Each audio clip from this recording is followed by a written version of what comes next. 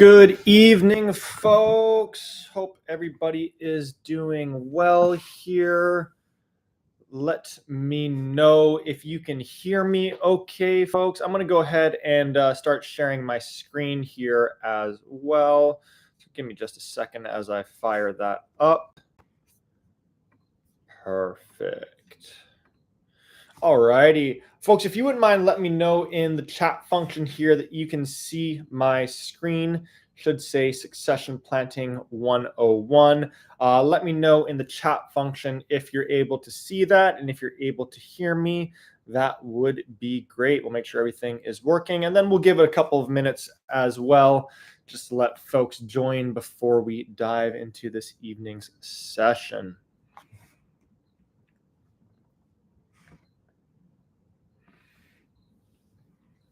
All righty. Perfect. Thanks, Pat. Appreciate that. And Pat, maybe just to quickly try and lend a bit of a hand on your question there before we dive in. You might want to consider trying those radishes in a soil that maybe has like a little bit less compost in it, or a little bit less nitrogen matter in it. So when the radishes get just kind of big foliage, lots of greens but nothing underneath, that's usually the case, that there's too much nitrogen in the soil. So utilizing something like 50% compost and then 50% sand or 50% native soil, could be a really good way of going about that. And then you could even go down and not do any additional fertilization beyond that. But actually, in this evening session, I'm going to be chatting a little bit about radishes. You're going to be able to see exactly how I go about planting them. And one of the really great parts about succession planting is that you still have multiple chances to grow radishes this season. So I take a very experimental mindset to the rest of the season to try and grow some and get a successful harvest out of them. And then ultimately, those are all going to be learnings that you're going to have and be able to apply into the subsequent seasons. So I'll shed more light on, kind of the way that I go about growing radishes throughout the season, because it's one of the crops that I highlight. Let me know if there's any kind of additional questions that you might have on that as well there. Perfect. Hey, Mabel, great to have you. And folks, let me know in the chat function as well here, where are you dialing in from? Let me know where everybody is joining us from this evening. If you see me looking down, it's just because I can't see the chat on my computer screen here, so I've got it on my iPad over here. But that's, the reason why I'd be looking down over that way. All right, Jane from Calgary, right on.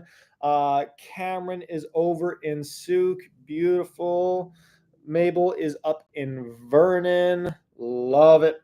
For those that aren't familiar with myself, I'm located just north of Vancouver in Squamish, and finally starting to get some warm weather here. So starting to have the garden kind of coming to life and coming into into prime time here.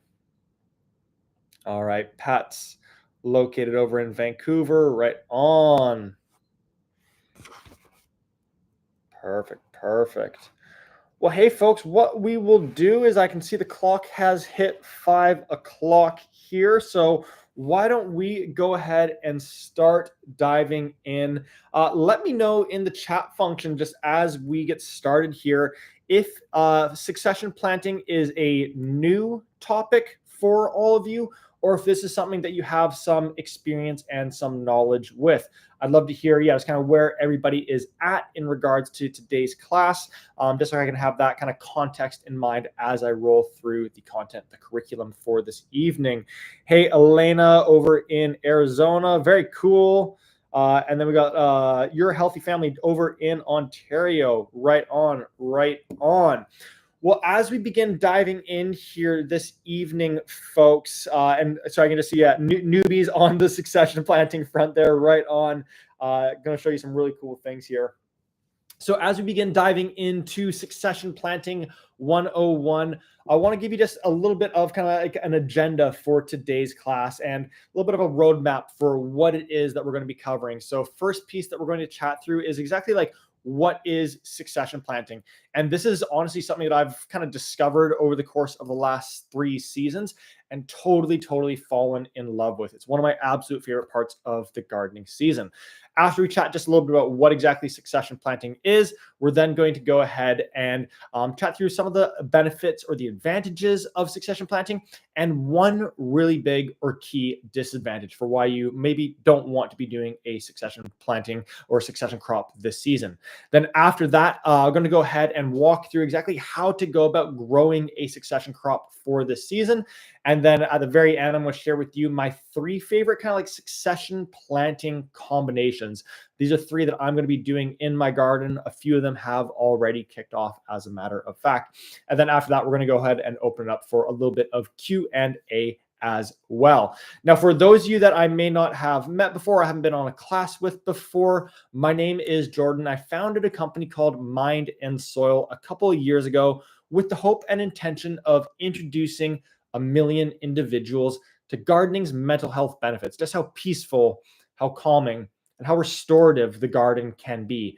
And I have a kind of personal belief that one of the biggest things that's standing in the way of us experiencing how peaceful, how calming, how restorative the garden is not really knowing what to do, right? If we go out there and we're trying to grow radishes, but it's like, I don't really know what to do. How much should I be watering them? How deep should I be planting them? What spacing should I be doing? All of a sudden that turns into something that's a little bit stressful or a little bit overwhelming. So I absolutely love to do free kind of like classes and lessons like this to help take as much of the guesswork out of gardening as possible so you can be getting better harvests, better yields out of your garden, but also experiencing how peaceful, calming, and restorative the garden is. So I'm super thrilled to be teaming up with Sproutbox on classes like this, and would love to hear in the chat function if we have anybody that's also utilizing Sproutbox garden beds in their backyard. And again, as kind of some of those roll into the chat function there, just to provide a little bit of context on what my gardening journey has been. If you joined for our last class, the Raised Bed Gardening Masterclass, what you would have seen is that back in the fall, I had a whole bunch of wooden raised beds, and I have since converted all those to Sproutbox garden beds. And so just as we kick off this evening, I wanted to provide all of you with a little update for like, how are things growing in my backyard?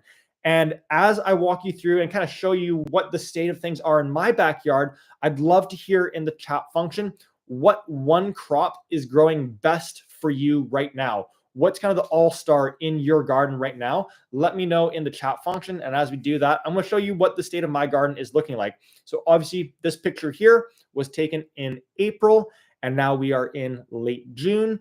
And so in my backyard, this is what it now is looking like. I'm really happy with how it's all coming together, especially given that it has been a bit of a cool spring. So what we can see in this bed right here is I've got my tomatoes in there, and I've built trellises directly into my beds here. And what I'm actually experimenting with right now is 3 different ways of connecting the tomatoes to the trellis. So you can see I'm going straight up vertically there. I'm not sure if you're quite able to see, but I've got a string going across on this one, more of a Florida weave. And then over here, you can see I'm kind of like Xing them and zigzagging them back and forth. Really looking forward to seeing how this does over the course of the season. And if you got a really good eye, what you might also be able to see is that I've got a whole bunch of straw in the garden on this side and none over there. It's another thing that I'm experimenting with and playing around with, getting some really cool insights from. So that's the tomato beds. Up near the front, I would say that potentially the all-star in my garden right now are the onions. They are growing really well. I think they've kind of benefited from the cooler spring that we've had, but really excited to see them begin bulbing up over the course of the next month. And I'll be sure to do an update on them in our next class. And then the carrots, they have all germinated really nicely. One thing that's really cool is that I've also built irrigation directly into the beds here. And as you can see, I'm then running 1, 2, 3, 4, 5, 6 drip lines across that bed. So things are coming together really nicely. And the last thing that I kind of have in that area is my garlic. And my garlic, it's just about all set and all ready to be harvested. And I'm not going to lie to you, garlic harvest day or evening is like hands down one of my favorite days of the year. If you made me choose between Christmas Day and garlic harvesting day, I'm choosing garlic harvesting day. I just absolutely love it. The culmination of 9 months of growing. But once I harvest that garlic, we're left with this. A blank bed. open space. A full right there, 32 square feet of empty soil in the middle of July, right at the very peak of the gardening season. And we still have, probably 75, 80 days that we could be growing stuff in this bed. And so to leave it blank would be a bit of just like a tragedy in some ways, a gardening tragedy to have that much empty and open space for the rest of the season.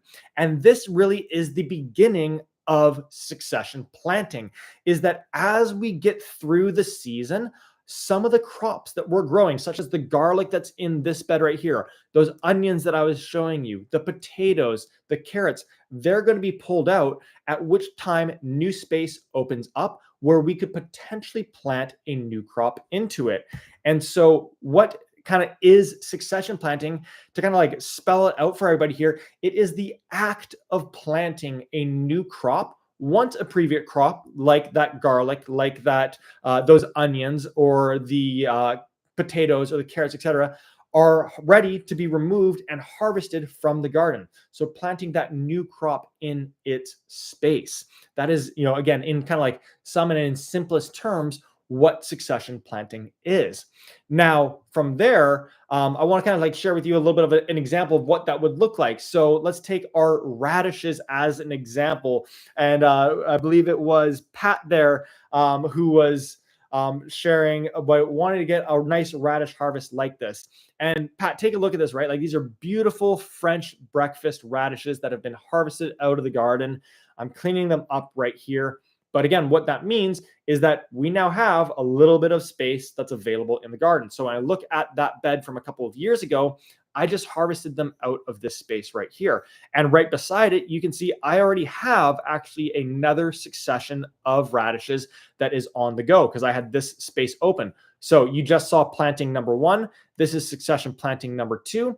And now I've got this new open garden space where I could do a third succession crop of radishes, all within this one season. So that is kind of like the high level on what exactly succession planting is. Now, what I want to kind of touch on are really like four of the reasons why I absolutely love succession planting.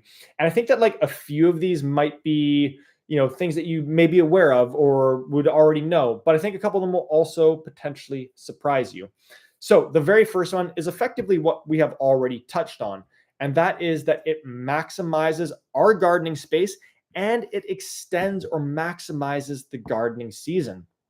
So we can be doing succession planting early in the springtime with something such as arugula, all the way through the main part of the season. And then we can be growing all the way up until that first frost hits in the fall. So it's really allowing us to kind of like maximize that season, as well as ensuring that all of the different spaces in our garden constantly have something planted in it for us to then be harvesting and enjoying in the kitchen. So that's the first one. Very straightforward. It's maximizing our gardening space, the season, and then ultimately increasing our bounty, our harvest, our yield. Now, the second one is probably one of my favorite parts of succession planting, and that is that you get less bolting. So let me show you what my broccoli looked like a couple of years ago. What I'm holding in my hand is ultimately what was my broccoli. And I started all of those broccoli seeds in kind of like probably mid-March. And they grew from mid-March to April to May to kind of like mid-late June. And I probably harvested this in early July. But what happened is right as it was starting to crown up, that coincided with the temperatures getting warmer and warmer. Broccoli does not like warm temperatures. So once it started experiencing those really hot days in the high 20s, low 30s, it said, this is too much. This is too stressful. We have to go to flower, put out our seeds so that new broccoli seeds will come to be. But when that happens, we don't get the broccoli crown that we were hoping for. So that evening, when I had all of that and I was trying to figure out like, why did this happen? And how do I actually get a nice head of broccoli? And, again, my big hypothesis was because it's getting so hot right now. And so I started thinking, well, what if I were to start some seeds right now? I know that they need about 100, 110 days to get towards that state of crowning. And if I were to start them right now, 110 days, that'd be right around like when it's starting to cool down in the fall time. So there might be a lower likelihood of them bolting and going to flower. So immediately I designed a little experiment. I started some seeds and I started growing a succession crop of broccoli. Sure enough, you fast forward to October and take a look at what I have in my garden. Beautiful heads of broccoli on each and every one in the garden. And that's all because the temperatures were lower and cooler when they began to crown up. So by doing a succession crop, things like broccoli, cauliflower, cabbage, you're going to have a way higher likelihood of getting that kind of like beautiful crown or that beautiful head that you're probably hoping for when you begin growing those crops. Now, the third reason why I love succession planting, and this might be a surprise to some folks, is you actually get improved flavor in many crops when you grow them into the fall time. Now, why is that? It's really cool.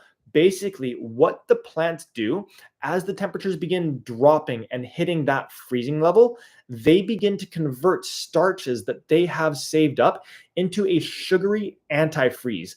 And so basically, what this allows for the plant is that the temperature can dip below freezing, but because they've created this antifreeze, it can be slightly below freezing and they won't die off just yet.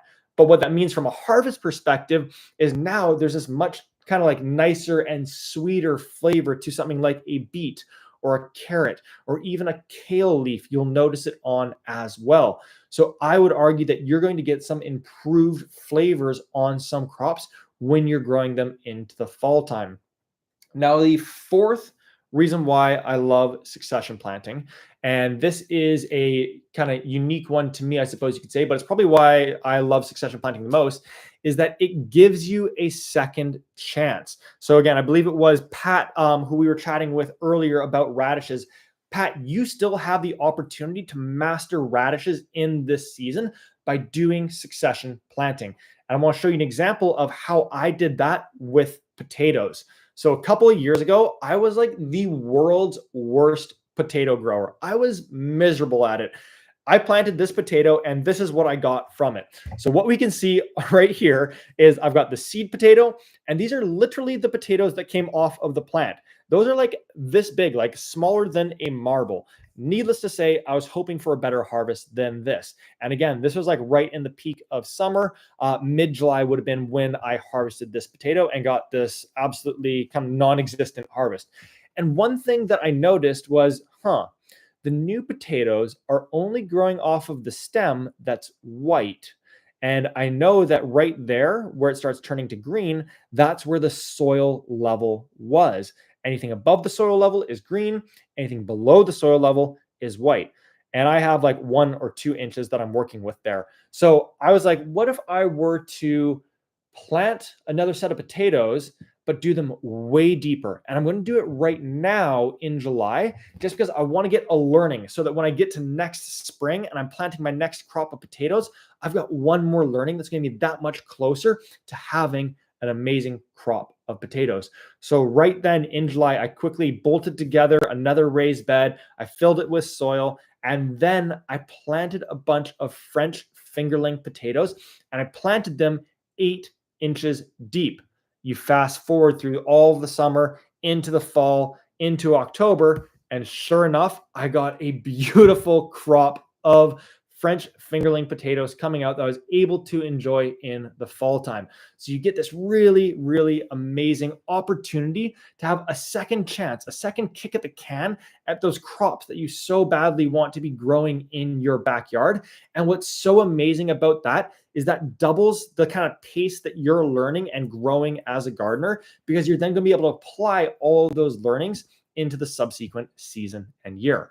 So I want to pause for just a moment before we go into the disadvantages, just to see if there's maybe 1 or 2 questions in the chat function. Would love to answer 1 or 2 questions and then continue along onto the disadvantage, and then beginning to discuss how we actually go about growing a succession crop.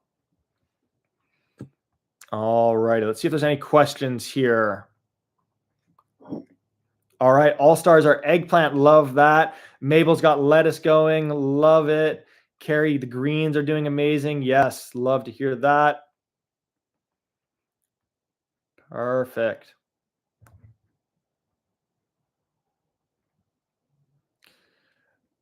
Carrie, great question. Should I direct sow broccoli right now then?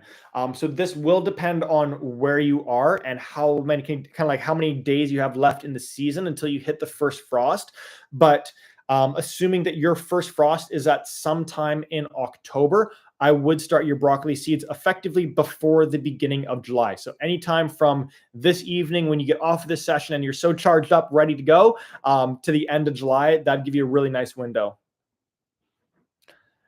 Karen, how do you succession plant in a short growing season? I am going to touch on that in about 2 minutes as we begin diving into how to actually go about doing your succession crop. So perfect question. All righty. Lynn, I want to come back to your question at the end there. Don't have more than one planted, which is coming 8 by 2 feet. What's the other rotation? Let's dive into that one at the very end of the session there. Just going to be fun to unpack that one a little bit more.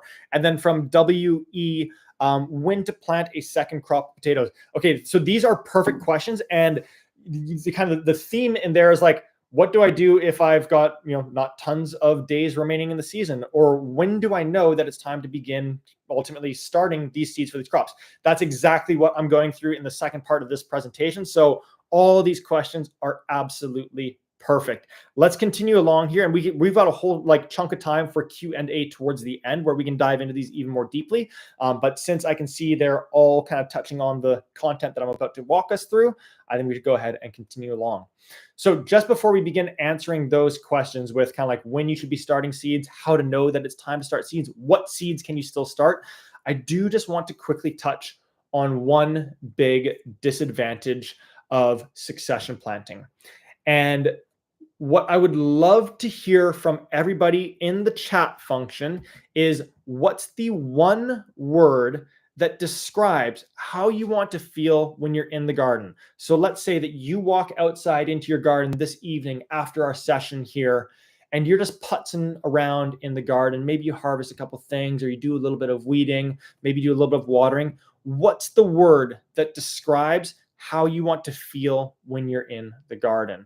I know that for myself, the word that comes to mind is restoration. It is where I go to find that peacefulness, that calmness, a level of restoration at the end of a big day.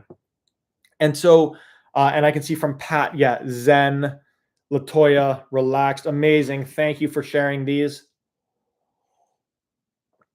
Perfect. So we'll let a couple more of those roll through.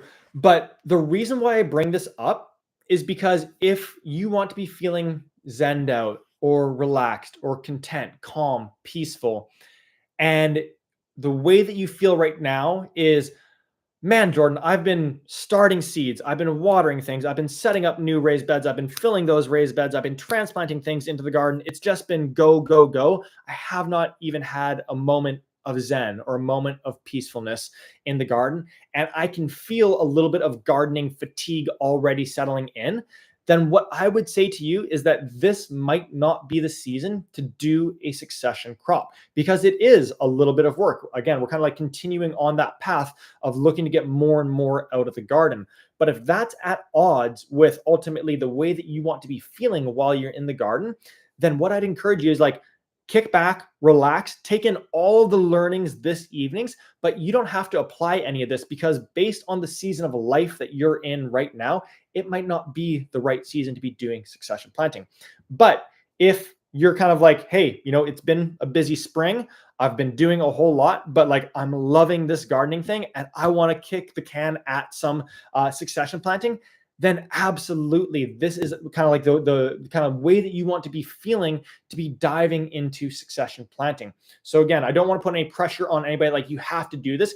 Keep in mind the way that you want to feel while you're in the garden. And so for those of you that are charged up and yeah, I want to, ultimately get those radishes, or I want to get that second crop of potatoes, well, let's start diving into how we actually go about bringing that to life. And so I'm going to walk us through step by step how to go about growing these different succession crops. And I think this is going to answer a lot of the questions that were coming up in the chat function there. So the very first thing that we need to do is we need to determine how many growing days are remaining in the season. And this is where it doesn't really matter if you are living in a really cold growing zone or a really warm growing zone. Ultimately, what we need to do is just determine how many more days do we have to grow. And it's really simple, really easy to do. All that you need to do is search the name of your city and first frost. So for me, Squamish first frost. Then what you're going to do is you're going to get a whole bunch of results, and I want you to go through 3 or 4 of the kind of like, results on the first page, because the first one might say October 5th, the next one might say October 10th, the next one October 12th, the fourth one October 7th. It's going to give you kind of like a little bit of a benchmark, and I just want you to pick some kind of date that's in that range. So for myself, I'm going to go with October 10th. Let's assume that the first frost is going to be somewhere around October 10th. Well, then the next thing that you need to do is you just need to Google how many days until your first frost date. October 10th for me. If you're in a colder zone, maybe that's going to be September 25th, and we're then going to be able to adjust your plan accordingly. So you want to then Google how many days until October 10th, and you can do this on your computer right now or afterwards as well.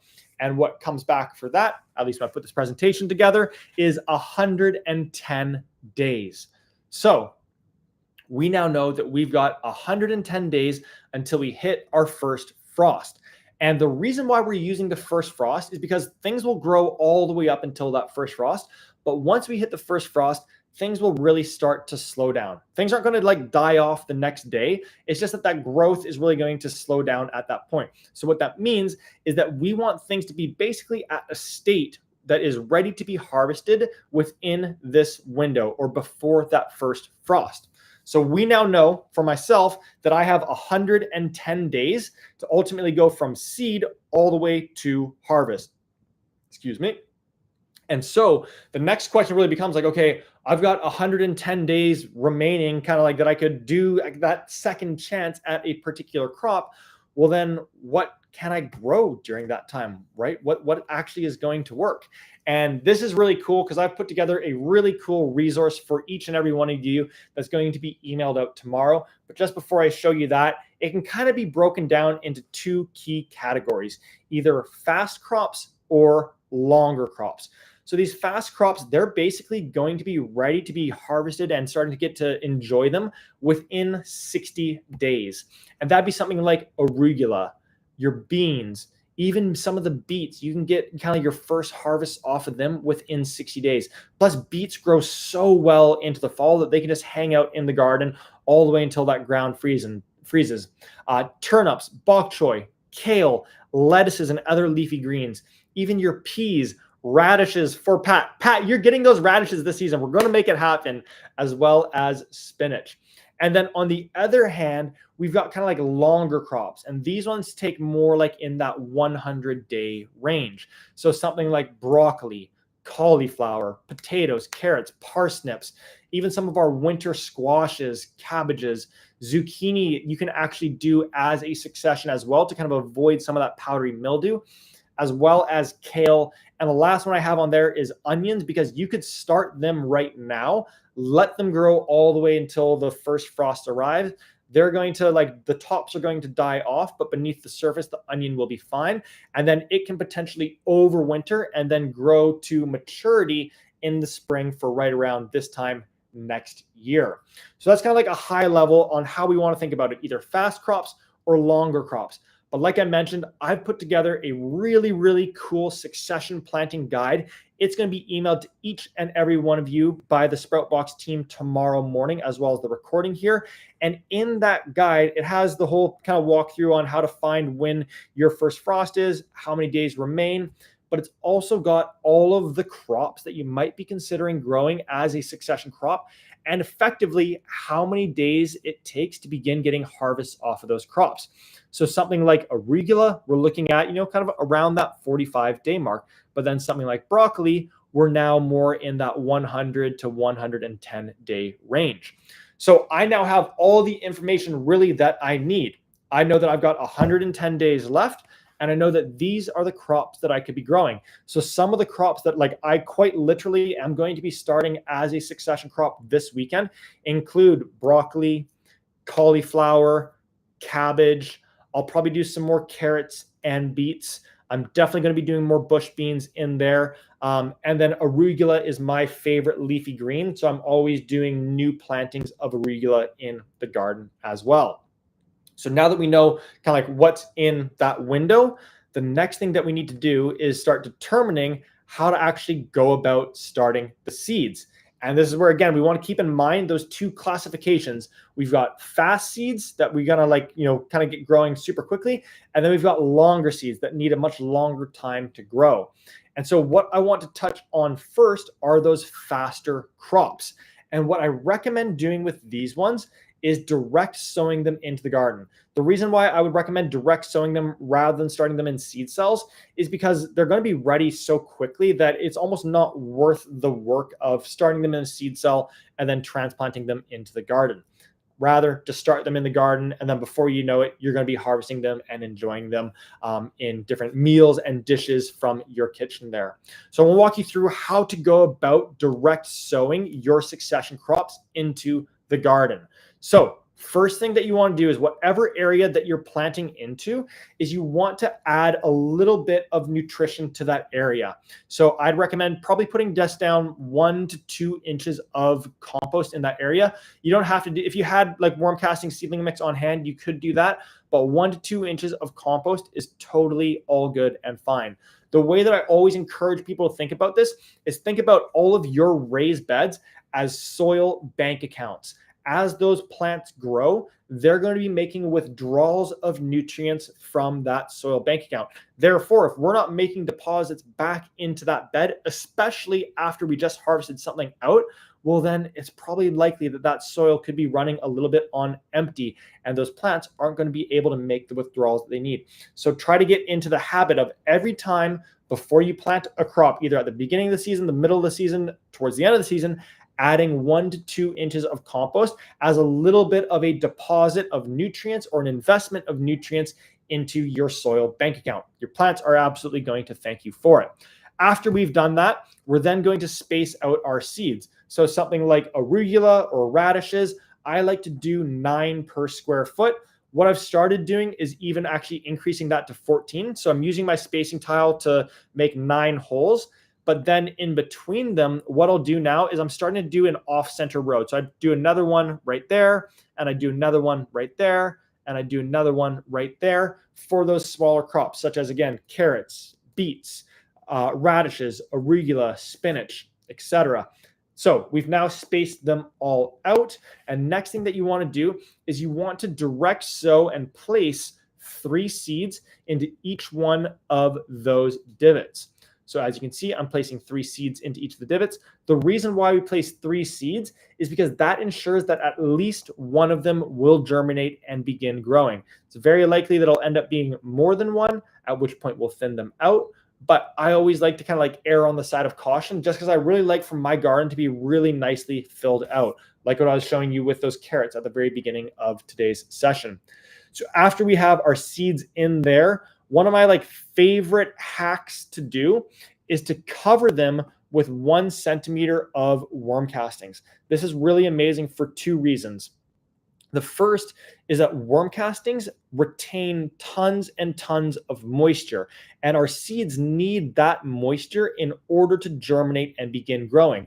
And especially when we're doing a succession crop and we're direct sowing in the middle of summer, that sun is drying up the seedling mix so quickly. And then the kind of like wind and the airflow would also be drying it up really quickly. So having worm castings on there, it's going to keep more moisture right on top of those seeds than kind of any other form of organic matter, especially something like peat moss or any kind of potting mix. The second reason why I love to utilize worm castings on top of things is because plants just absolutely love worm castings. Take a look at these seedlings right here. This is arugula, and the only difference between these is that the ones on the left got covered with worm casting seed, or sorry, just pure worm castings, while the ones on the right were just covered with regular sterile potting or seed starting mix. So as you can see, growing way bigger and just kind of like way healthier as well. So you kind of kill two birds with one stone by covering them with worm castings. Last thing that you would do when you're direct sowing there is you'd give them a nice and big watering, and you want to ensure that that area stays nice and moist for the entirety of the germination process. So the next kind of like 7 to 14 days. And by doing that, you're going to be rewarded with an absolutely amazing germination rate. And that's where you probably are going to have to thin them down. And so as you can see with the radishes here, I'm just thinning them down to one radish per divot. So if two of them germinated, I'm thinning down to one. If three of them germinated, then I would remove two of those radishes so that one is left into each of those divots in the square feet that I planted.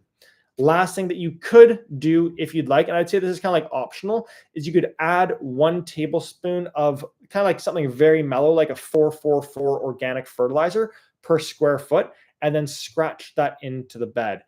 That's just going to, again, be a little bit of an investment into the soil to ensure that these crops have everything that they need to be growing ultimately to the state of being ready to harvest.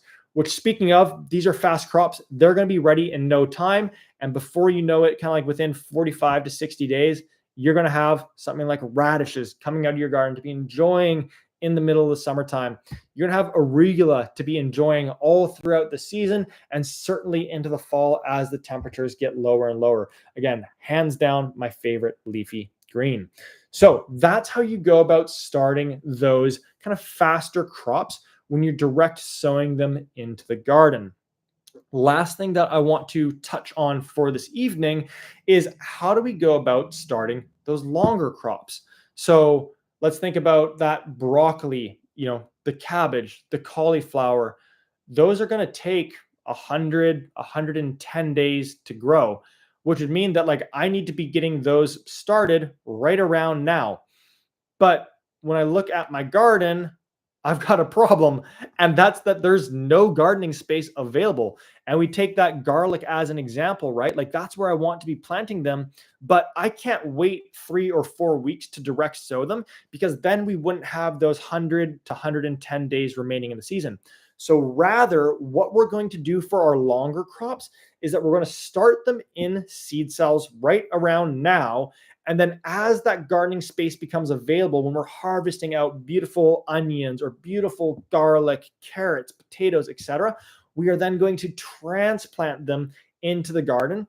And that's going to basically allow us to turn that space over within one evening and ensure that these crops are getting started right now so they can grow all the way to harvest within this season. So let's walk through now how to go about doing that. How do we go about starting those longer crops? So first thing that you want to do is grab a whole bunch of seed cells, and then you're going to utilize something like worm casting seedling mix or just like a standard sterile seedling mix.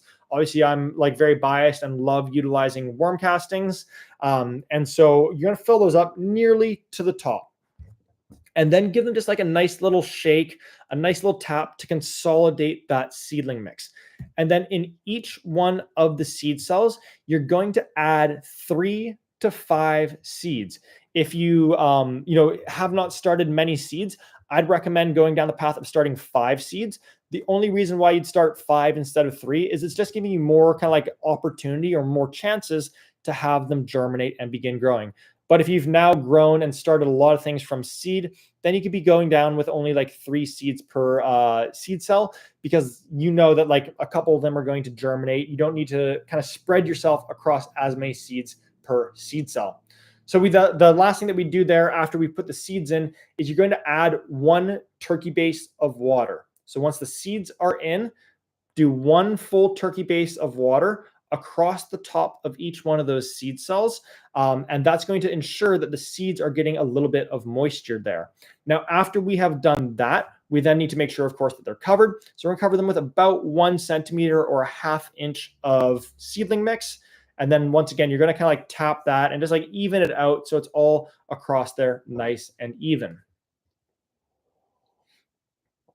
There we have it there. And last thing you would do is then also give that 1 turkey base of water. I find that to be like the perfect amount of water for ultimately like seeds to have everything that they need to be germinating and beginning to grow.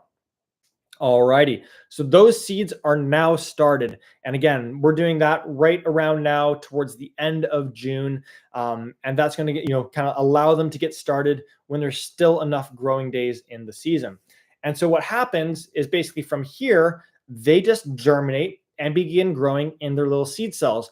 And so 3 weeks later, we now have beautiful cabbage seedlings, beautiful broccoli seedlings that are all set and ready to be transplanted into the garden. And what's so amazing about this is that that 3 week mark, it also coincides with the garlic being ready to be harvested. So you're going to harvest all those beautiful, huge honking heads of garlic out of the bed, at which point you're freeing up new gardening space, right? So as you can see here, this is what I'm going to be doing in, again, like 3 to 4 weeks from now, is harvesting all of that garlic out of the bed.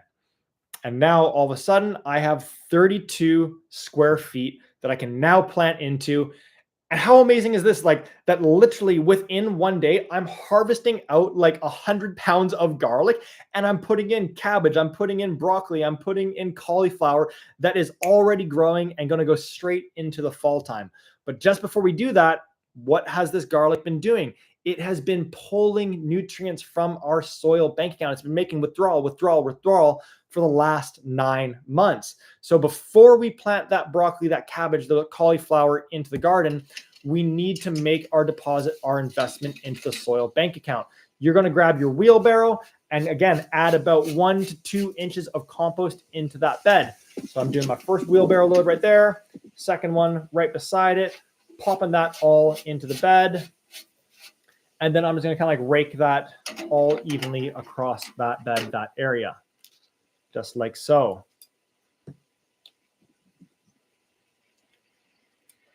Alrighty, so that bed is getting a really nice top up with nutrients. And after I have done that, the bed's all prepped, we can now begin transplanting into the garden.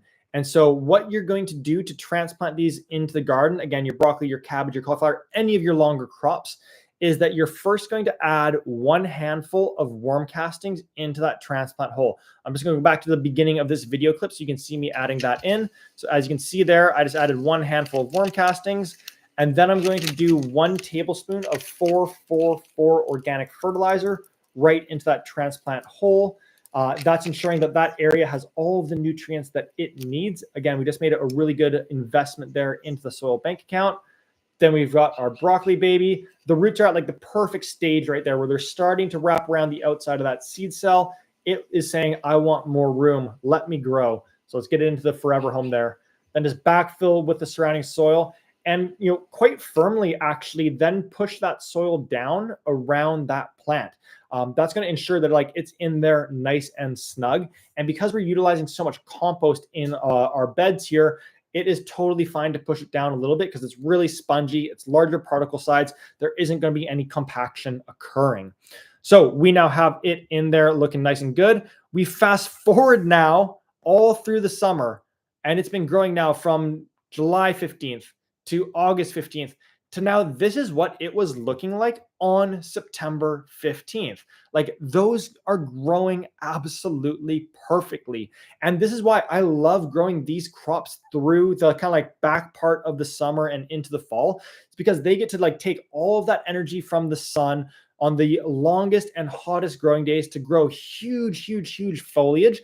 And that foliage serves as the solar panels to absorb the energy from the sun to then be developing the beautiful crowns of broccoli, cabbage, cauliflower, so on and so forth. So now we hit September 15th. We've got solar panels all over the place, and it's coinciding with the temperatures beginning to dip. So let's now fast forward another month to October 15th and take a look at how that broccoli is looking in the garden. Every single one of them, literally every single one of them, has headed up and turned into an absolutely beautiful broccoli head. And the best part about all this, like literally what you're seeing in my backyard right there, does not get more than 5 to 6 hours of sunlight. I get absolutely miserable sunlight, and I still get beautiful heads of broccoli just like that. So each and every one of you are going to be able to do that. So October 15th rolls around, they're all looking beautiful. You could harvest them off one at a time or all at once. And all that you're going to want to do on that front is just once you start to see it beginning to crack, just like where I'm pointing to right there, it's at that point that the head is about to basically split and go to flower. So that's right when you would want to be harvesting it. And so what I encourage you to do is go about 3 to 4 inches below where that head is and cut off a couple inches of that stem alongside it. So as you can see, I'm getting in there. Quite tough too with how thick that stem got. And it's going to take me a couple kicks at the can here to get that removed. So I got part way through it there. And there is the rest of it coming off. All right. Beautiful, beautiful head of broccoli there. When you do pull your broccoli off, you could leave it in the ground for a little bit longer because you're going to get new little broccoli shoots, almost like broccolini, coming out of between where the main stem and the leaves are. But what's so cool about this succession is that that is around October 15th. Now, what else do I need to do at October 15th? The garlic needs to go back into the ground so they can overwinter and begin its growing process. So I'm now pulling all of those broccolis and cabbages and cauliflowers out of the garden, and I'm planting my garlic in. It is working on rotation every single day of the year. It is doing something for me. So that is the broccoli side of things, but also kind of, again, right in that late fall time frame is when all of the carrots are becoming ready to harvest as well. The beets are looking really, really good and mature in there as well. And lastly, as I mentioned, you can even be doing potatoes into the fall time, just as I showed at the very beginning of the session. So last piece that I'm going to touch on before we open it up for Q&A. And actually, if you could let me know in the chat function right now, how has this session been for you? Has this class been helpful? Are you going to be growing a succession crop? Have you learned something new? Let me know if there's something new that you have learned in the chat function. I'd absolutely love to hear. Now, last piece that I want to touch on is just what are 3 of my favorite succession planting combinations. I'm going to share 3 of those as you guys share with me kind of how this class has been for each and every one of you. So the first one here is the one that I've, of course, spent a good amount of time on thus far. And that is growing my garlic all the way from October 15th until basically July 15th. And then planting into there my broccoli, my cabbage, and my cauliflower, growing it from, kind of like late June, right around now, all the way until mid-October, and then harvesting off those beautiful heads. Again, the reason why I love this one so much is because I could tell when I was growing broccoli in the spring, it was growing well, but it just would not form a head for the life of me. And now every single time, and everybody that has tried this from previous years when I've done this class has shared amazing, amazing successes with this technique as well. Excuse me. So that's the first one. The second one is one that I have not touched on at all yet this evening, but it's a really, really cool one. And that is for some of my flowers. So my tulips and my daffodils, you can see them right here. They were absolutely beautiful in the early springtime. They grew super well. Just a really lovely pop of color early on in the season. But now these plants have totally died back. All of the flower heads obviously have died off, but then also all the foliage, it has completely gone to yellow and to brown.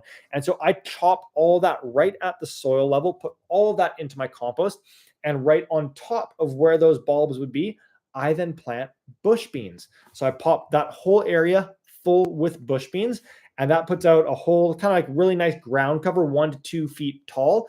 And then what I get from it is, of course, a really lovely, really enjoyable harvest of bush beans. So that's another one that you could be doing right now. I'm going to be starting my bush beans for that area this weekend. And then the third one is a really neat one that my girlfriend kind of discovered, and I've absolutely fallen in love with it. And that is to start arugula really nice and early on in the season. We started ours, before the last frost, and we did that underneath a kind of a floating row cover, so it was staying a little bit warmer. And so we were getting harvests of arugula in early April all the way through May. And then as we got towards June, all of that arugula, it started to basically get to the end of its growing season, it's bolting, it's going to flower. We pulled all of that arugula out.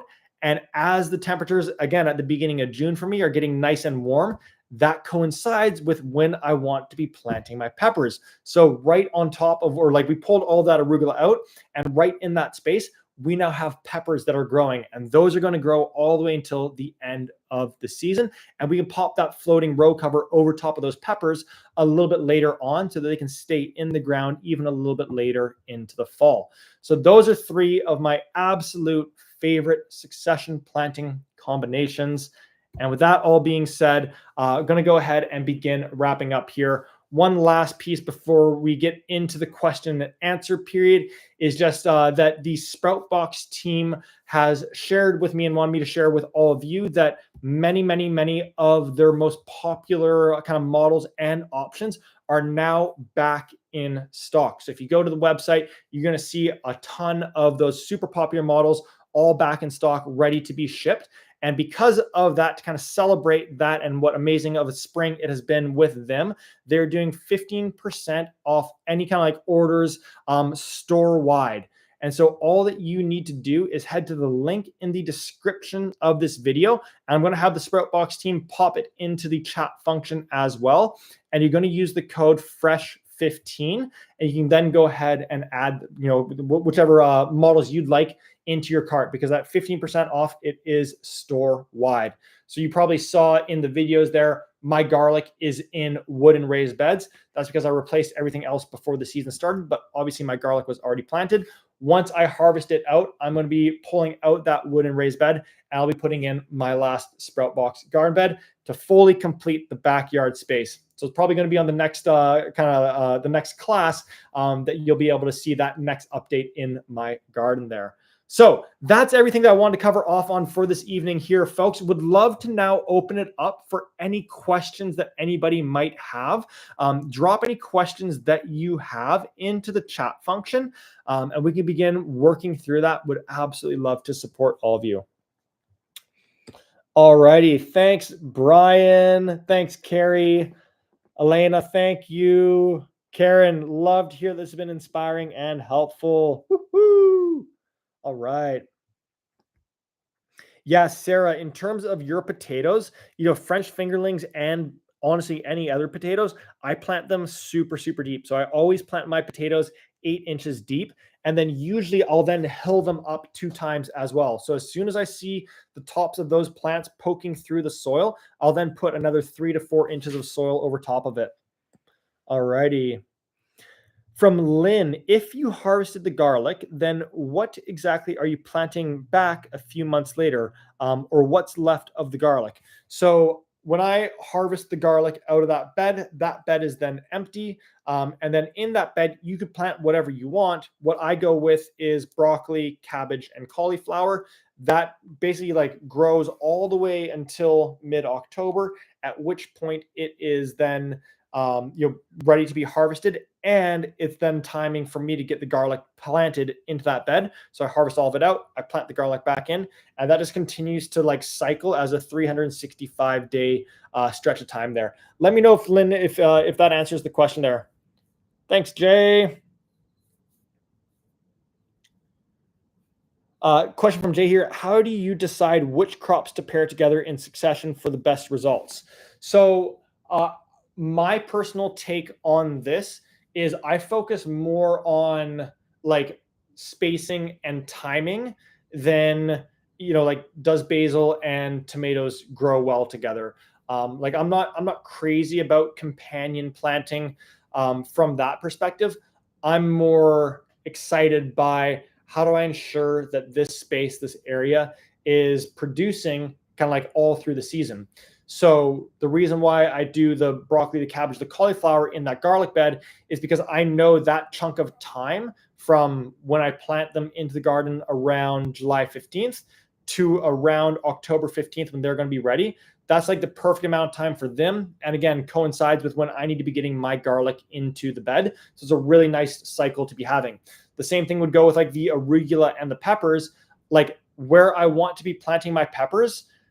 If I didn't have arugula in there, it would just be empty until I get the peppers in there. So my thinking is like, well, why not try to grow something in here, maximize the space, extend the season by planting something that will grow in cooler conditions where peppers aren't able to. And something like arugula is a really, really great candidate for that. So that's more of like the logic that I'm thinking through is like, okay, what space is going to become available at what points in time, and what can I plop in there to again be kind of like filling out that space and extending the season. Okay. Uh, so great question from Pat here. When do you start your peppers? So Pat, you can start your peppers really, really early. I would say like probably around February 1st is when I would recommend starting your peppers. Reason being is because they grow a little bit more slowly than something like tomatoes. And so they're going to take a little bit of time to like, really put on a decent amount of growth. And then what's really cool is that like you then transplant them into the garden once it's warm enough. But then when you get to the fall time, so let's say it's October 15th and you've got your peppers in the garden, they're probably still going to have some green fruit on them. And so what you can do is actually dig those plants up with a good amount of the root ball intact. So stay like 6 inches off of the main stem, put that into a grow bag or a container, bring that into your garage.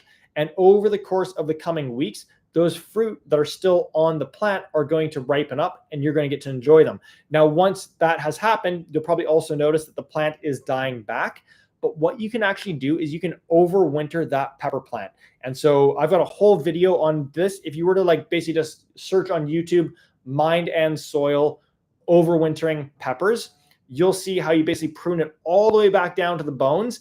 And then you could leave it as is, or like what I love to do is actually put it underneath the grow lights and just allow it to put on foliage growth all through the winter. So by the time you get to the spring, you've got a very nice and mature and developed pepper plant to be putting into the garden. So you can keep your peppers for like 3-4 years when you bring them inside over the course of the winter. Okay.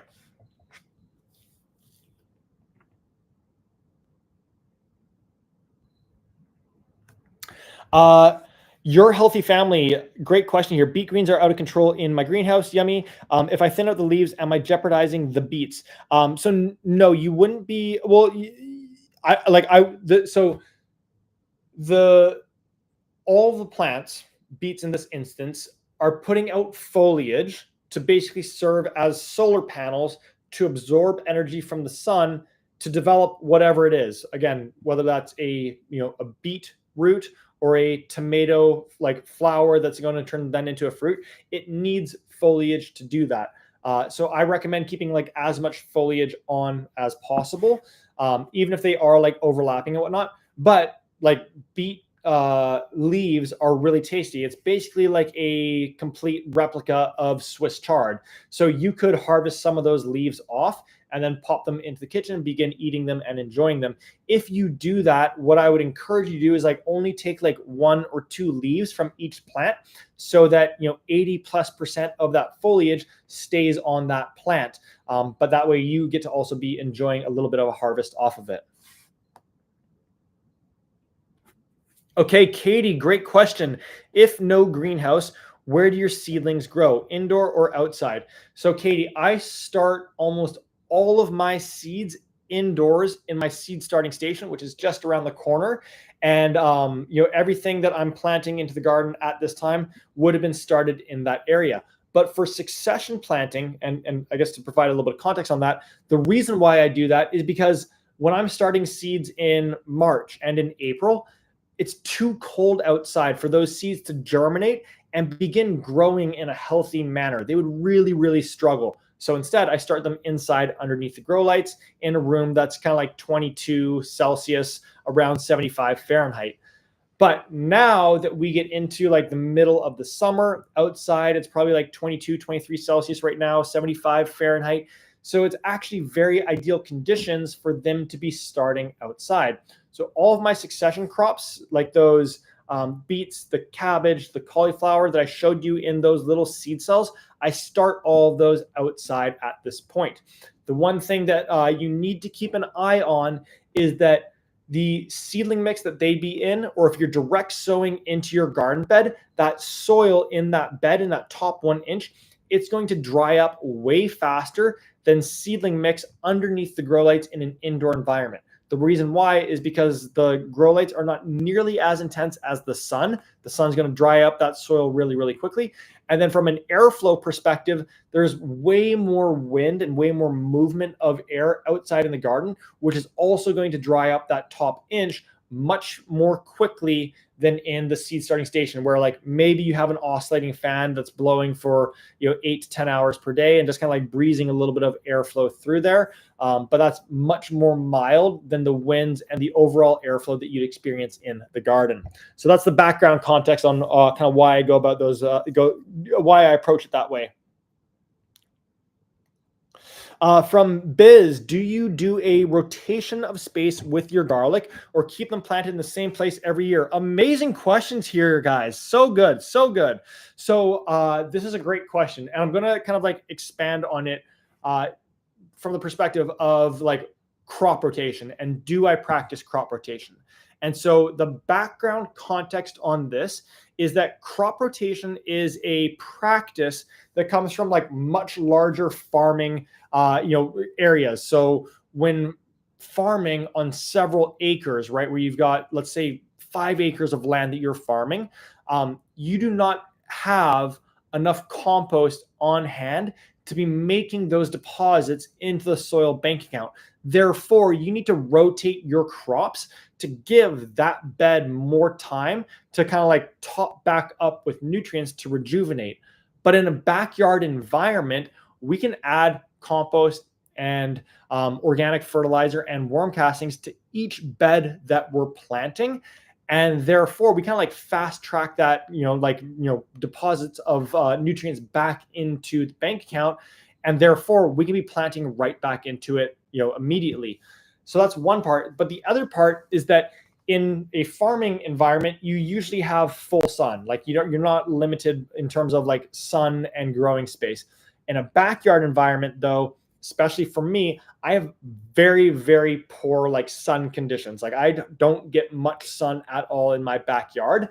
And what that means for me is like I need to really prioritize growing my sun-loving crops like tomatoes, like garlic, like potatoes, like zucchinis and squashes, like peppers in the areas that get the most sun. Therefore, I am not going to rotate them, but rather I'm going to optimize for sun exposure.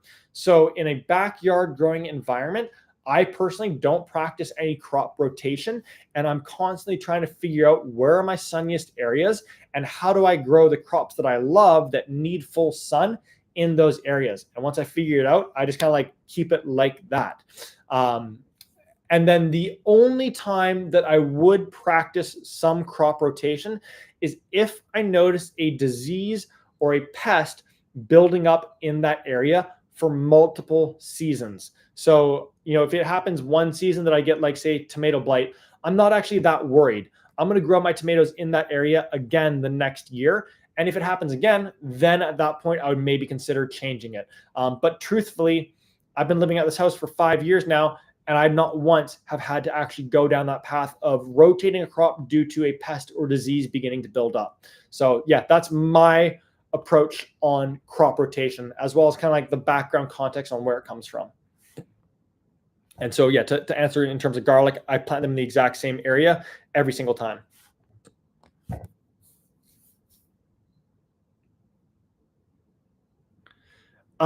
So Lynn, garlic, if you took the garlic out of the ground, what are you planting back in the fall? Have you already used the plant? So in the fall time, you're planting a single garlic clove. And I'd encourage you to look up Mind and Soil, how to grow garlic. I've got tons and tons of videos on basically how to go about growing garlic, as well as one that's like fully seed all the way through to harvest. So what you do is like you plant a clove, and that clove over the course of the coming 9 months develops into a full bulb that we then harvest in mid-July. We then pull that out of the garlic or out of the garden.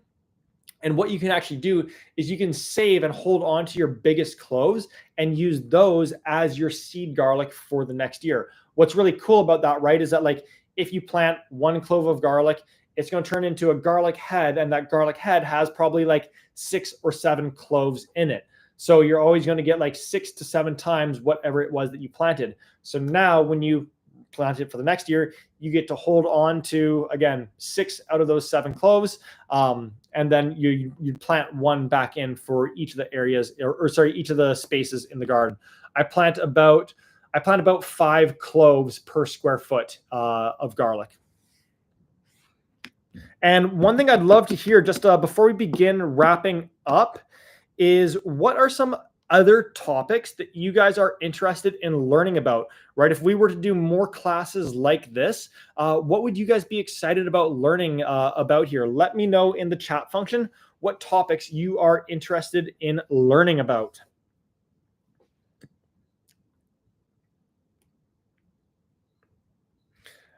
Okay, great question here from Lynn. So, new to gardening, what vegetables do you suggest I try this season that suit a beginner? I am clueless. So, Lynn, what I would recommend doing is always focus on the vegetables that you are most excited about, right? So maybe like let's use kale as an example. Kale is really easy to grow, but you might not like eating kale at all. So in that instance, I wouldn't recommend actually growing kale, even though it's easy. I would encourage you to focus on a small number of plants that you really love and focus on growing those ones. So if it's, you want to have fresh cucumbers in salads, then let's focus on learning how to grow cucumbers. And what you would do next is like, okay, you want to grow cucumbers, then search Mind and Soil, how to grow cucumbers. And I've got a full video that's going to take you from seed all the way to harvest on how to go about growing cucumbers. So first, identify which crops you are most excited about growing, because that's going to have the highest likelihood of them being successful. And then from there, you want to start researching and learning up on those particular crops. And Lynn, like the biggest thing that I could encourage you on this front is that it's not going to all happen in one season. Take those potatoes that I showed you as an example. That was like 3 years of trial, error, experimentation. But by having that experimental mindset, I was always kind of getting one little learning, one takeaway that I was able to apply into the next season, whereby now, after 3-4 years, I know that without fail, I'm going to get amazing crops of potatoes just because I've learned that one so well. So don't view this as a 1-year project. View this as a 10-year project, because that gift of time is going to allow you to truly become an amazing gardener. And we're here to support you in making it come together. So definitely lean into all the resources that we have available for you. Okay, seed saving and harvesting, love that. Greenhousing, awesome. Trellising, pollinators, very cool as well. Yeah, I've done tons and tons of stuff on trellising, and pollinators, very timely as well. All right, love to hear that the sprout boxes have transformed the garden. Pest control, yeah, I've got a whole bunch of kind of resources and approach to pest control called integrated pest management. So that's a really good one as well there. All righty. And just one last piece here, WE, what are alternatives to worm castings? So worm castings, the kind of more technical word for them is vermicompost. So compost obviously being compost, verma being worm, so worm compost. And effectively what worms are doing is they are eating through organic matter, right? So you think about a banana peel, an eggshell, coffee grounds. If you were to really break those down, worms are going to eat through them. And then basically as they eat through them, that organic matter is passing through their digestive tract.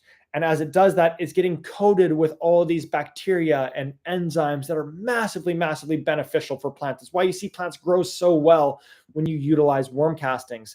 And out the other end of the worm comes its poop, the actual worm casting. So the input for that was just compost. And so if you were looking for an alternative to worm castings, I would say compost, but very finely sifted compost. So you'd want to put it through a 1/4-inch sift, something really, really fine, so you don't have any wood particles or other bigger pieces of debris. And the like big trade-off that you have there is that you're not getting all that you're kind of like bacteria and microbial life from the inside of the worm that has just been like proven time and time again to be massively beneficial for plants. So that's where, you know, the downside to worm castings is that they're more expensive, and you're always going to be working with a smaller supply of them because like it quite literally has to go through the worm for it to become a worm casting. So that's why I always put down like 1 inch of compost across the bed just to get like that top up of beautiful organic matter.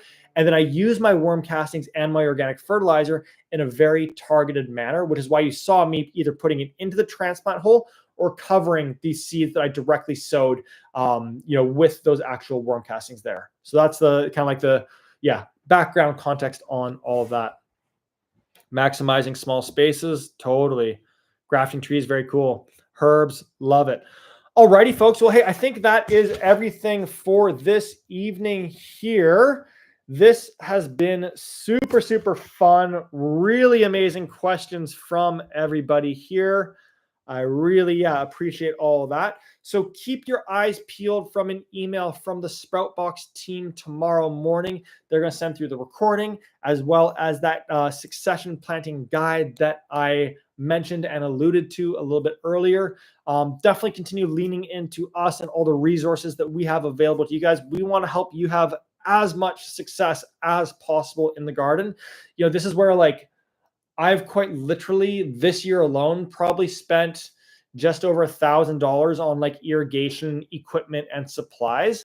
And those are like, that's money that I spend to experiment to figure out what works best, because I want to save you all that time as well as all that money, and share all those experiment learnings with you guys. So please do continue sharing with us what you'd like to learn about, and any questions that you have so that we can be directing you towards the best resources and supporting you in getting as much value out of your Sproutbox garden beds as possible.